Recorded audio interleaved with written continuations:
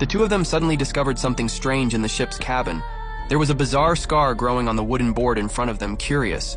The girl gently poked it with a pencil, and to their disgust, slimy goo oozed from the scar, wanting to understand what this was. Casey, the marine biologist, immediately scraped a sample with a spoon, planning to take it back for further analysis. But the captain, who followed closely behind, pried open the decaying wood with his hands to their shock. Inside was a strange creature using his years of sailing experience. The captain concluded that it was a barnacle parasitizing the ship's hull, but Casey disagreed, so to test her theory, she quickly put on her diving suit and jumped into the water to investigate as she suspected. It wasn't a barnacle, but a tentacled creature emitting blue light. Casey, experienced in marine biology, had never encountered this species before. Without hesitation, she drew a knife, hoping to detach the creature from the hull. But it wasn't as easy as she thought. Just as she was trying to figure out her next move, several more tentacled creatures appeared behind her, sensing danger. She turned around, and the creatures attacked. Luckily,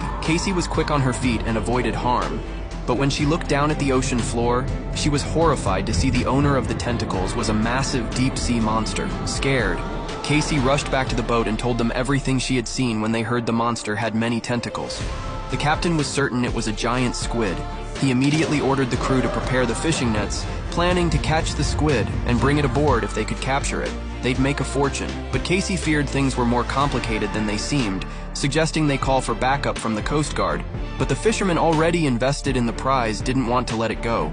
However, they were taken aback by the monster's strength under the massive pull of the winch.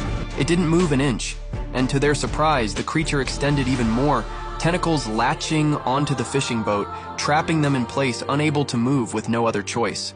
The captain ordered the winch to be released, but then disaster struck. A crew member's hand got caught in the winch by the time the others freed him.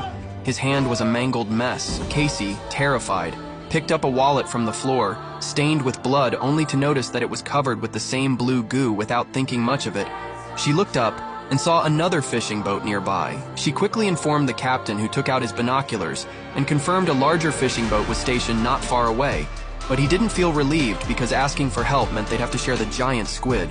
Though the captain was reluctant, he had no choice without outside help. They couldn't haul the squid aboard and they wouldn't be able to escape. So, they fired a flare into the sky, but the other boat didn't respond. The captain, Casey, and a crew member decided to take a small boat over to check soon. They boarded the other boat only to find it deserted strangely. The radio was damaged. After searching the deck and finding nothing, they ventured into the ship's cabin. But the sight that greeted them nearly made them faint from fear.